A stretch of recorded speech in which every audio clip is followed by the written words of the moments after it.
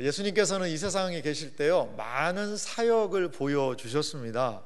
얼마나 많은 예수님의 중요한 사역이 있었습니까? 그런데요, 여러분, 예수님의 사역은 다 마치셨을까요? 아니면 사역이 아직까지 남아 계실까요? 많은 분들은 예수님의 사역이 다 끝난 건 아닌가? 우리의 구원을 위해서 다 이루었다라고 말씀하지 않으셨나라고 생각을 할 수 있습니다. 그렇죠. 일부분 그런 부분이 있습니다. 하지만 엄밀하게 말하면요, 예수님의 아직 끝나지 않으신 사역이 있다라는 거죠. 예수님의 사역 가운데 아직도 다 이루지 않으신, 끝나지 않은 사역이 있다라고 성경은 우리에게 말하고 있습니다. 그러면 예수님의 끝나지 않은 사역이란 무엇일까요? 예수님은 결코 이 세상에서의 사역을 마치고 이제 내가 이 세상에서 얼마나 많은 사역을 했나, 그러니 나도 이제 천국 가서 좀 쉴란다, 쉬었다가 나중에 만나자, 그런 분이 아니시라는 거죠. 예수님은 지금도 우리를 위하여서 기도하시는 분이심을 여러분 믿으시기 바랍니다. 예수님의 이 중보의 사역, 중보의 기도는 아직까지도 예수님에게 끝나지 않은 사역으로 남아있다라는 것이 성경의 증언입니다. 아무리 유능하고 능력 있는 사람이라도요, 모든 것을 혼자 할 수는 없어요. 분명히 협력하고 같이 해야 되는 것이 모든 일의 가장 기본적인 원리입니다. 예수님은요, 우리를 돕는 분으로 계세요. 예수님은 우리를 돕는 분으로 계시다는 것을 여러분 기억하십시오. 특별히 예수님의 중보 기도를 통하여 주님은 영혼을 돕고 계신다라는 거죠. 베드로를 향한 예수님의 특별한 기도가 오늘 본문에 등장하는데요, 이 예수님의 베드로를 향한 그 영혼을 위한 특별한 기도를 살펴보며 예수님의 기도에 대해 함께 말씀을 나누기를 원합니다. 여러분, 오늘 성경에 보니까요, 예수님께서 매우 독특한 기도를 하신 장면이 있습니다. 여러분, 왜 예수님은 기도하시게 된 것일까요? 예수님께서 기도하신 이유는 무엇 때문이냐면 사탄이 시험을 위해서 무엇인가를 요구했다는 거죠. 사탄이 시험을 하기 위해서 무엇인가를 지금 요구하고 있는 배경을 주님은 이렇게 오늘 본문 31절을 통해 말씀하십니다. 제가 읽겠습니다. 시몬아 시몬아, 보라, 사탄이 너희를 밀가부르듯 하려고 요구하였으나. 여기 시몬아 시몬아라고 두 번이나 부르시는데요, 이 시몬은 누굴까요? 바로 요한의 아들 시몬, 베드로를 이야기합니다. 베드로는 주님이 붙여주신 이름이었어요. 베드로의 원래 이름은 시몬입니다. 그런데 이 시몬을요, 두 번이나 부르고 있어요. 시몬아 시몬아. 이것은 매우 정겨운 표현이기도 하지만요, 두 번 연거푸 부를 때는 무엇인가 좀 어려움이 있는 것 같아요. 조금은 답답하고 조금은 안타까움이 있는 그 예수님의 심정이 느껴집니다. 여러분, 여기에 왜 베드로라는 이름을 쓰지 않았을까요? 우리에게는 베드로라는 이름이 더 익숙한데 시몬이라고 주님이 이야기하신 이유는 무엇일까요? 베드로는 무슨 뜻입니까? 반석이란 뜻이지요. 견고한 반석이라는 것이 베드로라는 뜻이라면 시몬이라는 이름은 평범하다는 의미가 있어요. 너의 아버지는 요한이고 너는 그의 아들 시몬이지, 너는 평범한 사람이구나. 반석 같은 믿음, 신앙을 고백하는 그런 베드로가 아니라 너는 그저 평범한 시몬, 연약하고 부족하고 그리고 연약한 인생 가운데 있는 평범한 사람 시몬, 이것이 베드로의 실체의 모습이지요. 그런데 시몬아 시몬아라고 베드로를 부르신 다음에 예수님이 그 다음에 이렇게 얘기해요. 사탄이 너를 까부리라고 얘기하지 않습니다. 너희를 이라고 얘기해요. 이 시몬은 지금 제자들을 대표해서 예수님의 이 이야기를 듣고 있다는 것을 알 수가 있습니다. 마귀가요, 사탄이요, 이들을 까부른다는 거죠. 여러분, 까부르다는 게 무슨 뜻이죠? 뭐 까분다는 뜻은 아니죠. 키질 있지 않습니까? 키질. 곡식을 키에다 넣고 이 키질을 할 때 이렇게 까부르지 않습니까? 그렇습니다. 지금 사탄은요, 이들을요, 베드로를 중심으로 한 예수님의 제자들을 뭐 하고 있냐? 격렬하게 지금 흔들고 있는 것입니다. 이들의 믿음에서 떨어지기를, 믿음을 상실하기를 막 흔들고 있는 것입니다. 이미 사탄은 어느 정도의 목적을 달성했어요. 예수님의 제자인 가롯 유다가 벌써 예수님을 팔려고 모의를 하고 있습니다. 이러한 시몬과의 대화, 그 다음 이후에 겟세마네의 기도를 하고 난 이유가 되면 가롯 유다는 검과 몽치를 든 사람들을 끌고 와서 자신의 스승을 배반할 것입니다. 이미 사탄이 그의 마음에 유혹을 줘서 가롯 유다는 그 유혹에 넘어지고 말았습니다. 그런데 사탄은 거기에서 그치지 않고 시몬을 중심으로 한 예수님의 나머지 제자들도 흔들고 있는 거죠. 흔들어서 믿음에서 떨어지고 사명의 자리에서 떨어지고 은혜의 자리에서 떨어지도록 흔들고 있다라는 거죠. 이것이 바로 예수님이 기도하시는 기도의 동기였습니다. 흔들리는 그들의 마음, 흔들리는 제자 베드로의 모습을 예수님은 미리 아시고 예수님은 지금 기도하신다는 거죠. 사랑하는 성도 여러분, 베드로만 지금 이 시몬만 흔들릴까요? 그렇지 않은 것 같아요. 우리의 인간에는요, 내적인 부패함이 있습니다. 그리고 내적인 부패함과 더불어 외적인 유혹이 있어요. 안팎으로 우리를 넘어뜨리려는, 오늘 본문처럼 격렬하게 흔들어서 은혜의 자리에서 떨어지고 믿음의 자리에서 떨어지고 말씀의 자리에서 우리를 떨어뜨리려는 사탄의 이 까부르는 그러한 유혹과 시험이 우리에게도 동일하게 있다라는 거죠. 여러분, 주님은 우리의 이름을 무엇이라고 부를까요? 믿음이 강한 누구야? 굳게 선 누구야? 진리의 토대 위에 견고히 선 누구야? 라는 이름보다 아마 지극히 평범한 우리의 이름을 이 베드로처럼 부르지 않으실까요? 시몬아, 시몬아. 평범하고 연약한 인생인 시몬아. 우리도 마찬가지인 것 같아요. 우리도 주님을 얻을 때는 베드로처럼 굳건하게 온전하게 믿겠다라고 믿음을 결단하고 고백하지만 작은 시험, 작은 어려움에 우리의 믿음이 쉽게 넘어지고 부서지는 시몬과도 같은 존재가 우리의 모습이 아닐까요? 그래서 우리에게도 베드로에게 주님의 기도가 필요했듯이 우리에게도 동일하게 주님의 기도가 필요한 줄 여러분 믿으시기 바랍니다. 연약한 심령을 주님은 그냥 방치해 두지 않으십니다. 사탄이 흔들면 흔드는 대로, 까불면 까부는 대로 그냥 내버려 두지 않으십니다. 그들을 불쌍히 여기고 그들을 위하여서 기도하시고 그들의 믿음을 세워주시는 분이 계시니 그분이 바로 우리의 중보자가 되신 예수 그리스도이심을 여러분 믿으시기 바랍니다. 그렇습니다. 이렇게 베드로의, 시몬의 흔들리는 상황, 그 속에서도 주님은 시몬을 위하여서, 베드로를 위하여서, 그리고 그 제자들을 위하여서 한 행동을 하고 계시니 그것은 바로 기도였습니다. 오늘 성경 본문은 예수님께서 베드로를 위하여서, 제자들을 위하여서 기도하시는 것을 매우 구체적으로 열거하고 있습니다.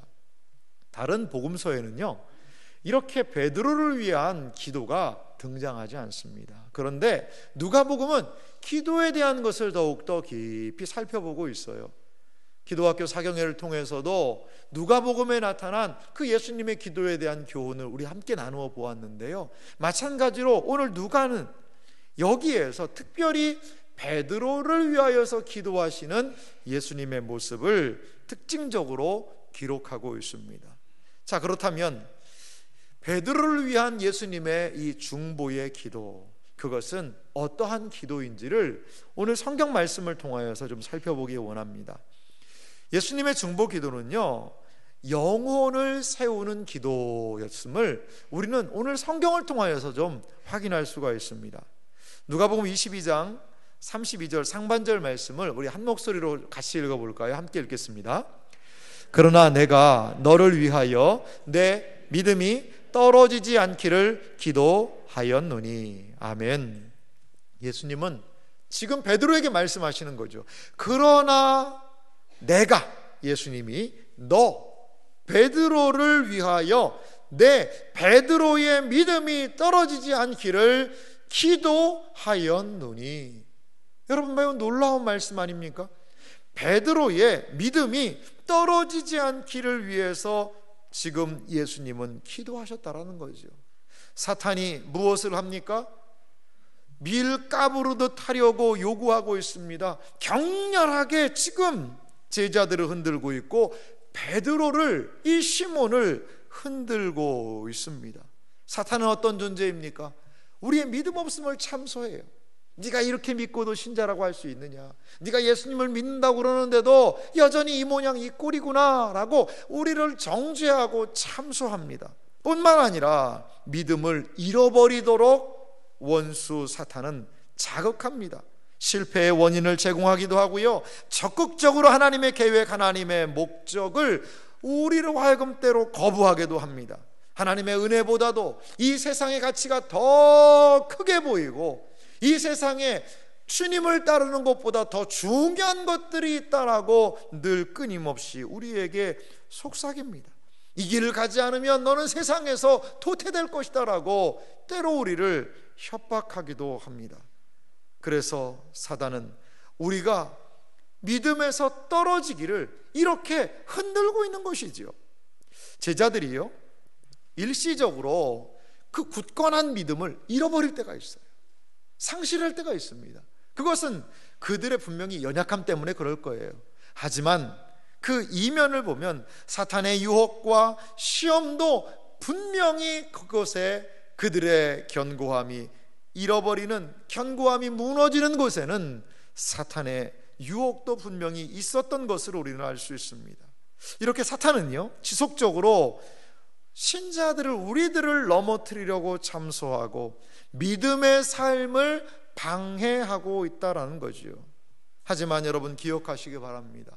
이러한 사탄의 유혹이, 시험이 그래서 내적인 부패함과 외적인 유혹으로 우리를 끊임없이 넘어뜨리려 하고 있지만 우리에게는, 신자에게는 영원한 중보자가 계시다는 것을 여러분 기억하시기 바랍니다.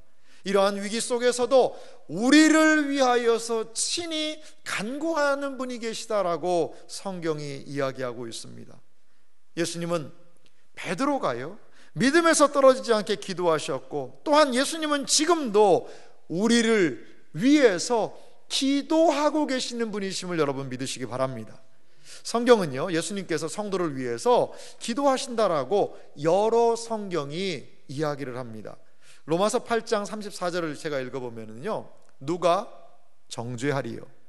죽으실 뿐 아니라 다시 살아나신 이는 그리스도 예수시니 그는 하나님 우편에 계신 자요 우리를 위하여 간구하시는 자신이라. 할렐루야. 우리 예수님을요, 로마서 말씀은 하나님 우편에서 우리를 위하여 간구하시는 자다라고 이야기하고 계세요. 예수님은 지금 무엇을 하고 계십니까? 우리를 위하여서 기도하고 계시는 분이심을 믿으시기 바랍니다. 예수님이 시몬아, 시몬아라고 이야기하며 베드로가 믿음에서 떨어지지 않기를 위해서 기도하셨듯이 주님께서는 주의 부르신 모든 자녀들, 백성들을 위하여서 믿음에서 떨어지지 않기를 지금도 우리 예수님은 기도하고 계심을 여러분 믿으시기 바랍니다.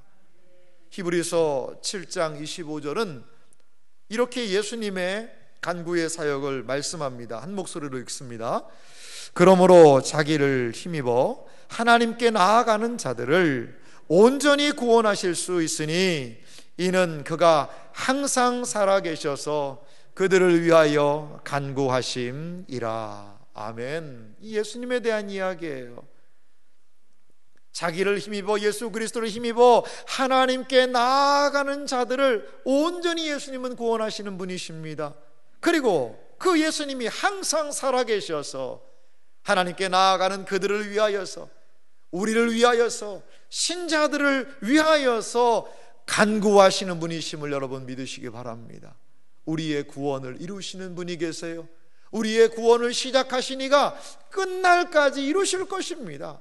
이 일을 위하여 예수 그리스도는 중보의 사역을 끊임없이 이루고 계시는, 기도의 사역을 감당하시는, 중보의 기도를 올리고 계시는 분이 바로 예수님이라는 것을 여러분 믿으시기 바랍니다. 우리가 흔히 보통요, 중보 기도라는 말을 흔히 많이 사용을 합니다. 우리 한국교회에서도 얼마나 많이 사용하는지 몰라요. 그런데요, 좀 엄밀한 의미로 말하면 중보 기도는 누구의 기도일까요? 예수님이 하시는 기도예요.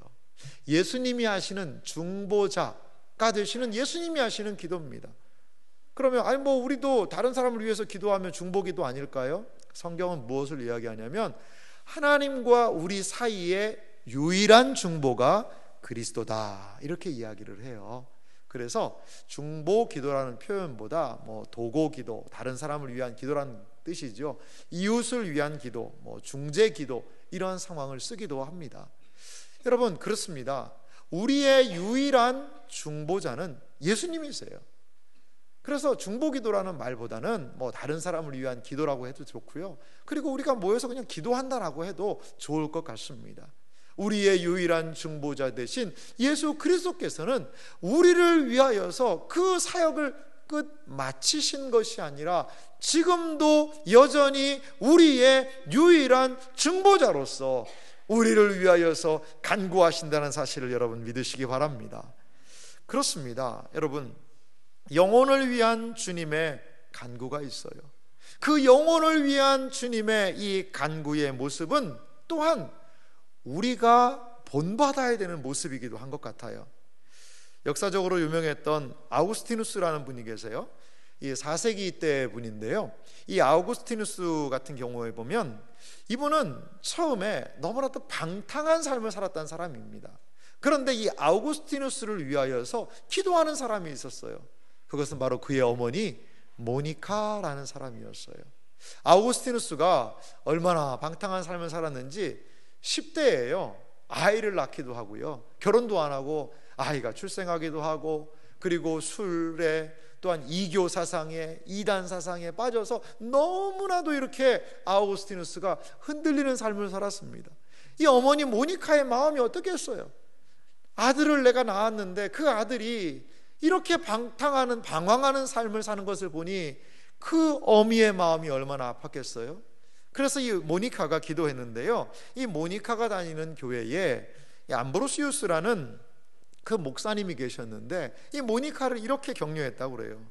눈물로 기도한 자녀는 결코 망하지 않습니다. 눈물로 기도한 자녀는 결코 망하지 않는다라는 암브로시우스 목사님의 말씀을 들으며 이 모니카는 끝까지 기도합니다. 그리고 결국 아우구스티누스, 우리가 보통 어거스틴이라고도 이야기하는데요, 이분은 회심을 경험하고 암브로시우스의 그 목사님의 말씀을 듣고 그의 영혼이 거듭나고 하나님의 놀라운 은혜를 경험하는 일들이 벌어지게 됩니다. 그리고요, 이 어거스틴이 얼마나 놀라운 그러한 일들을 하게 됐냐면요, 예수님 이후에 사도들이 있었고요, 그 이후에 초대교회 역사가 한 400년 동안 진행됐는데 그 400년의 교회의 역사를요 잘 정리합니다. 그리고 그 초대교회 400년의 역사를 정리해서 누구에게 이걸 전달하느냐, 그 오고 오는 많은 사람들에게 하나님이 누구이신지를 증거해요. 그리고 종교개혁자들은 바로 이 아우구스티누스의 책들을 읽고 하나님을 더욱더 놀랍게 발견하게 됩니다. 종교개혁을 어떤 사람들은 이렇게 이야기도 해요. 종교개혁이라는 것은 종교개혁자들이 루터, 칼빈, 즈빙글리 이런 분들이 이 어거스틴을 통해서 초대교회 역사로 돌아간 것이다 라고 할 정도로 교회 역사에 놀라운 하나님의 일을 보여준 분이 아우구스티누스라는 이분이라는 거죠. 그런데 이분이 이렇게 교회를 위해 헌신하고 섬기는 뒤 이면에는 그의 어머니 모니카의 기도가 있었다는 거죠. 모니카의 기도는 어떤 기도일까요? 바로 주님의 중보의 기도를 본받은 기도이지요. 영혼을 위한 기도, 자녀를 위한 기도, 믿지 않는 자들을 위한 기도, 믿음이 흔들리는 자들을 위한 기도. 주님께서 기도하시니 저도 기도하겠습니다. 포기하지 않고 내 아들을 위하여 간구하겠나이다. 어머니 모니카의 기도는 바로 예수님을 닮은 기도였다라는 거죠. 그래서 어머니 모니카는 그 아들의 회심과 아들의 하나님의 놀라운 쓰임을 받는 것을 보게 되었다라는 겁니다. 사랑하는 성도 여러분, 그렇습니다. 모니카가 기도할 수 있는 근거가 무엇입니까? 바로 예수님의 중보의 기도 때문에 그래요. 예수님께서 기도하고 계시다는 것이지요. 예수님께서 베드로를 위하여서 기도하셨듯이 어머니 모니카의 기도와 더불어 예수님은 아우구스티누스를 위한 그 기도를 쉬지 않고 하셨고, 하나님의 때에 어거스틴이 신앙 안으로 돌아와 하나님을 위하여 섬기는 자가 될 수 있었다라는 거죠. 그렇습니다.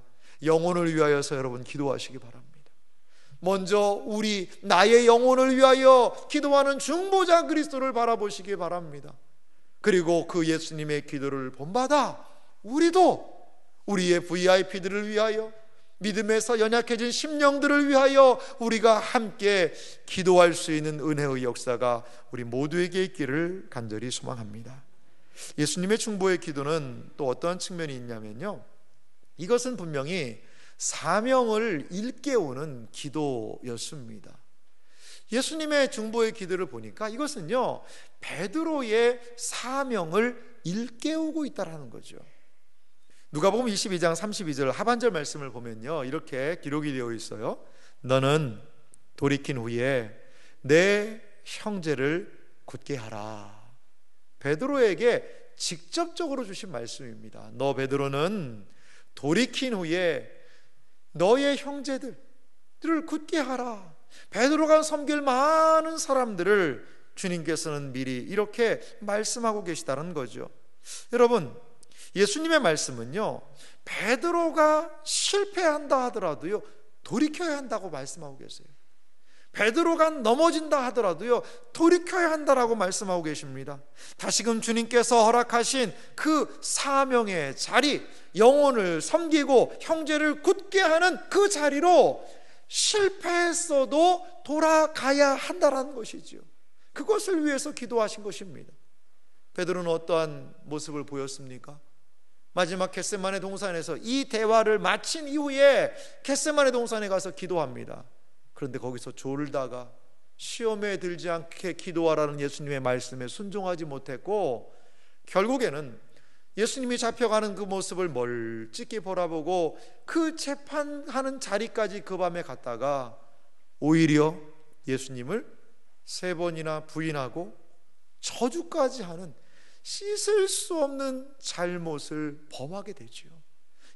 예수님은 베드로의 이 모든 상황을 먼저 하셨던 것 같아요. 베드로야, 네가 넘어질 수 있어. 하지만 그게 끝이 아니니까 돌이킨 후에 다시 형제들을 세우거라. 내가 이 일을 위하여서 기도하마. 예수님은 베드로가 그 사명을 감당하도록, 비록 때로 잠시 낙심하여 주저앉아 쓰러져 있다 하더라도 그 자리에서 다시 일어나 돌이켜 그 사명을 감당할 수 있도록 우리 주님은 기도하시겠다라는 것입니다. 베드로를 위한 이 놀라운 주님의 기도는요, 놀랍게 응답이 되었습니다. 사도행전을 바라보시기 바랍니다. 사도행전을 보면 베드로의 놀라운 사역의 역사들이 있습니다. 많은 사람들이 예수님이 승천하신 이후에 우왕좌왕하고 있는 그때에 제자들을 잘 추스리고 수습해서 그들과 함께 기도했습니다. 그러자 오순절 성령 강림의 놀라운 은혜를 경험한 것이 그 중심에 베드로가 있었습니다. 오순절 성령 강림 사건 이후에 어떤 일이 베드로에게 있었습니까? 그가 사도행전 2장에 보면 일어나서 설교할 때에, 하나님의 분명한 말씀을 증거할 때에 그 말씀을 듣고 수많은 사람들이 돌아오고 하루에 세례받는 사람이 3,000명이 되었다고 그래요. 여러분, 배반하고 부인하고 연약했지만, 실패하고 넘어졌지만 주님은 베드로를 포기하지 않고 기도하실 때에 주님께서는 이 기도하신 대로 형제를 굳건하게 하는 자리에 베드로를 우뚝 세워준 줄 여러분 믿으시기 바랍니다. 이것이 바로 주님께서 기도하시는 그러한 기도의 응답의 놀라운 결과라는 거죠.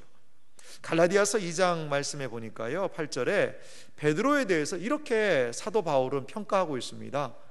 베드로에게 역사하사 그를 할례자의 사도로 삼으신 이가 또한 내게 역사하사 나를 이방인의 사도로 삼으셨느니라. 사도 바울은요, 자신을 이방인을 위하여 부름받은 사도로 자신을 이야기합니다.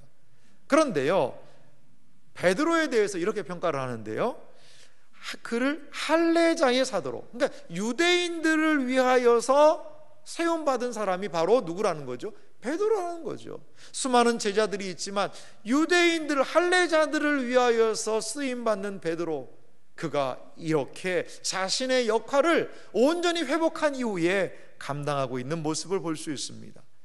갈라디아서 2장 9절에는요, 베드로에 대해서 또 이런 표현까지 덧붙이고 있어요.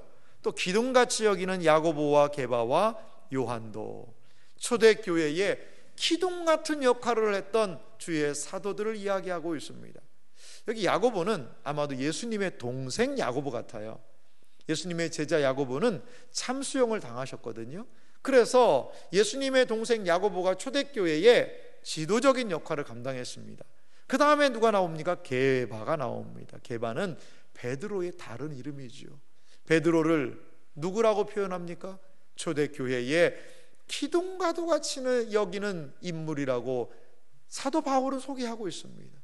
그렇습니다. 실패하고 낙심했지만, 그리고 이렇게 잘못을 했지만 너는 돌이킨 후에 내 형제를 굳게 하라라는 그 주님의 말씀에 베드로는 순종하였고 그 기도대로 이렇게 응답되어서 교회를 위하여서 사역하고 있는 베드로의 모습을 오늘 성경은 우리에게 소개하고 있습니다. 이것은 베드로의 돌이킴과 기도의 열매이기도 하지만 우리 주님께서 기도한 대로 되었다는 거죠. 사랑하는 성도 여러분, 그렇습니다. 우리 주님께서 이렇게 기도하고 계세요. 이렇게 영혼을 위하여서 믿음에서 떨어지지 않기를 우리 주님이 기도하고 계시다는 사실을 여러분 반드시 기억하시기 바랍니다. 베드로후서의 말씀을 보면 이 베드로가요, 마지막 자기가 쓴 편지가 베드로후서입니다. 그런데 이 마지막 편지에서요, 이렇게 고백하는 부분이 있습니다. 10절 말씀, 베드로후서 1장 10절인데요. 그러므로 형제들아, 더욱 힘써 너희 부르심과 택하심을 굳게 하라. 너희가 이것을 행한즉 언제든지 실족하지 아니하리라. 아멘. 주님께서는요, 흔들리고 있는 그 베드로의 이 사명을 굳건하게 다시 세워주셨지요. 믿음이 흔들리는 베드로를 세워주셨습니다. 그런데요, 베드로는 주님을 기억하며 이러한 고백을요, 그 당시 성도들에게 남기고 있는 겁니다. 그러므로 형제들아, 더욱 힘써 너희 부르심과 택하심을 굳게 하라. 너는 돌이킨 후에 내 형제를 굳게 하라라는 예수님의 말씀처럼 베드로는 지금 형제들의 무엇을요? 부르심은 무엇과 연결될까요? 우리의 사명과 연결되어 있어요. 사명. 베드로가 사명의 자리에서 넘어졌을 때에 주님이 붙잡고 기도하셨듯이 베드로는 성도들을 향하여서 부르심을 굳게 하라라고 이야기합니다. 사명의 자리에서 굳게 서라라고 그들을 권면하고 있어요. 택하심은 무엇입니까? 하나님이 나를 택하셨다는 것, 그것은 믿음으로 받아들이는 거거든요. 믿음이에요. 베드로를 위해서 주님께서 그 믿음이 흔들리지 않도록 붙잡고 기도하셨듯이 베드로도 동일하게 형제들을 위하여서 부르심과 그 사명과 택하심의 그 믿음의 역사를 굳게 하라라고 이렇게 형제들을 굳건하게 세우고 있다는 거죠. 아마도 이것은 베드로의 기도였을 거예요. 예수님이 베드로를 위하여서 기도해 주셨던 그 내용을 똑같이 베드로도요, 형제들을 굳게 세우며, 어디에서요? 사명에서 세우고 믿음에서 세우기를 위하여서 베드로도 기도하며 베드로 후서를 이렇게 남겼다라는 것이죠. 사랑하는 성도 여러분, 그렇습니다. 주님께서는 우리를 위해 기도하고 계세요. 사명을 잃어버리지 말라고. 우리를 한 가정의 가장으로, 남편으로, 아내로, 또한 직장으로, 사업으로, 아비요, 또한 자녀로 우리를 불러주셨습니다. 그 사명의 자리에서 어떻게 일들을 감당할 수 있을까요? 그것은 바로 주님의 은혜로 말미암아 우리는 사명의 자리에서 우리의 사명을 온전히 감당해야 될 줄 믿습니다. 주님이 우리를 불러주신 그 모든 자리에서 우리로 하여금 굳건히 그 일들을 감당하기 위하여 주님께서는 베드로를 위하여 기도하셨고, 베드로는 형제 자매를 위하여서 이렇게 지금 기도하고 있다는 것입니다. 사랑하는 성도 여러분, 그렇습니다.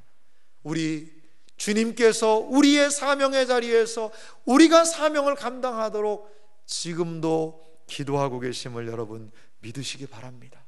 때로 우리의 힘과 결심 연약하여 늘 넘어지기 쉽지요. 사명의 자리에서, 부르심의 자리에서 넘어지기가 쉬워요. 그럴 때마다 눈을 들어 주님을 바라보시기 바랍니다. 눈을 들어 주님을 바라보시기 바랍니다. 그 주님을 바라볼 때에 나를 위하여 기도하고 계시는 그 주님의 힘으로 인하여 우리는 우리에게 주어진 일들을 감당하게 될 줄 믿습니다. 찰스 헤돈 스펄전이라는 목사님이 계세요. 이분은 100여 년 전 사람이고요. 목회를 19세기 초반에 아주 왕성하게 하셨던 영국의 목사님이십니다. 이 스펄전 목사님이 한번 설교를 하면 얼마나 놀라운 일들이 일어났는지, 설교를 연습하는 것을 어떤 그 집배원이 편지 갖다 주러 왔다가 설교를 연습하는 그 소리를 듣고 회심해가지고 신자가 됐던 얘기도 있어요. 대단한 분입니다. 이분이 설교를 하면 그것이 영미권으로, 영국분이지만 미국에도 엄청난 영향력을 미쳤고요. 타버나클 처치라고 엄청나게 큰 예배당도 지어서 한 시대에 그 한 사회에 놀라운 역사를 일으켰던 그 목사님이 바로 찰스 헤돈 스펄전이라는 분이에요. 얼마나 그 교회를 사람들이 많이 가는지 정부에서 그 교회 앞에다가 지하철역을 만들어줬습니다. 여기에다가 역을 만들어줄 테니까 지하철 타고 다니라고 할 정도로 말이죠. 이렇게 한 시대에 하나님께서 놀랍게 왕성하게 사용하신 이 목사님이 계시는데요, 한 분이 와서 이렇게 물었대요. 아니 목사님, 당신이 이렇게 놀라운 목회를 하는 비결이 무엇입니까? 라고 물었더니 이 목사님이 빙긋이 웃으면서 이분을 한 자리로 안내하더라는 거죠. 그래서 지하로 내려가서 이렇게 어딘가 봤더니 그 지하에 어떤 방에 문을 열더라는 거죠. 문을 열었더니 그 안에서 그 성도들이요 모여서 기도하고 있더라는 거죠. 교회의 사역을 위해서, 목사님의 사역을 위해서, 하나님의 나라의 확장을 위해서 이들이 뜨겁게 기도하는 그 장면을 보여주면서 부족한 제가 사역을 할 수 있는 이유는 바로 이것입니다.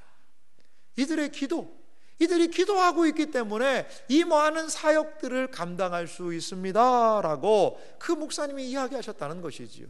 그렇습니다. 그 성도님들은 스펄전 목사님의 교회의 성도님들의 그 기도는 바로 주님의 기도를 본받은 기도인 줄 믿습니다. 주님께서는 그 사역을 감당할 수 있도록, 사명을 감당할 수 있도록 중보 기도하시는 분이시고, 주님과 같이 동일하게 그 주님의 기도를 기억하며 이 땅에서도 주의 백성들이 같이 주님의 마음을 가지고 기도하게 될 때에 한 시대의 한 교회를 통하여, 그 교육자를 통하여, 한 목회자를 통하여 하나님의 놀라운 역사가 일어나게 되었다라는 것입니다. 사랑하는 성도 여러분, 우리 신자는 어디에 눈 떠야 할까요? 그리스도의 중보 사역에 눈 떠야 합니다. 영혼을 위하여서 애타게 지금도 기도하고 계시는 예수 그리스도, 우리의 사명의 자리에서 온전히 그 사명을 감당하기 위하여서 기도하고 계시는 예수 그리스도, 그분을 본받는 것이 우리의 삶인 줄 믿으시기 바랍니다.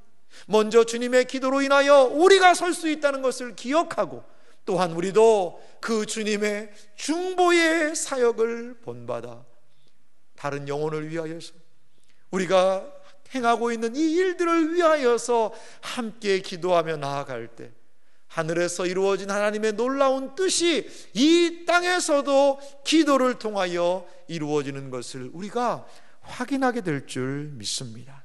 사랑하는 성도 여러분, 그렇습니다.